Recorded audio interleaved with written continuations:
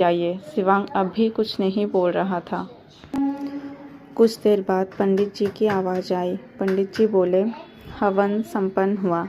ये सुनकर शिवांग खड़ा हुआ और मुनीम जी की तरफ पलट कर बोला, मुनीम जी, आपको ज़रूरत ही नहीं थी पूछने की। फिर वो बगल वाले आदमी को देखकर बोला, राणा जी, आप समझाइए मुनीम जी को और ज़मीन के मालिक को भी। कहीं हम समझाने पर आ गए तो आप जानते हैं क्या होगा। राणा जी घबराकर बोले, जी कुंवर जी। इतना बोलकर वो जल्दी से मुनीम जी के साथ चले गए और शिवांग मंदिर से बाहर आया, जहाँ पर गार्ड्स ने सबको हटा दिया था, स्पेशली लड़कियों को।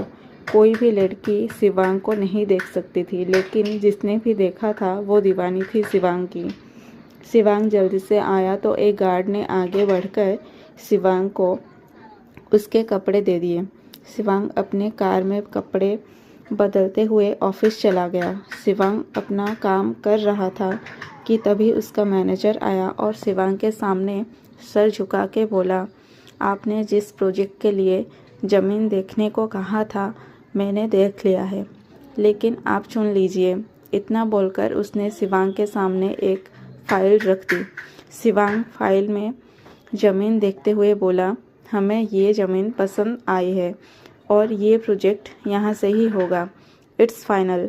ये सुनकर मैनेजर को पसीना आ गया।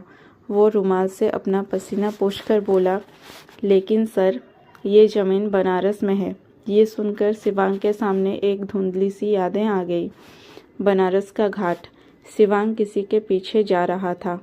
कोई लड़की जिसने पीले रंग का अनारकली सूट पहना था और उसका बाल लंबे थे, और शिवांग बोल रहा था, एक बार बात तो सुन लो ना।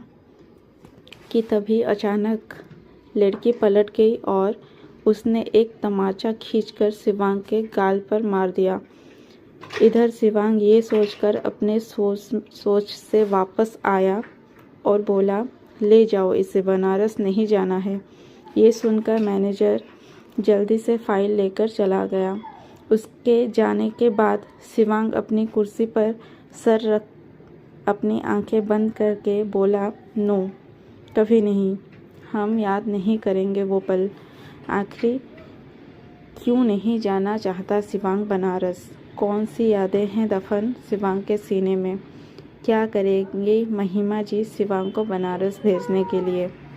जानने के लिए जुड़े रहें हमारे साथ हमारे चैनल पर। चैप्टर 2, नंदिनी की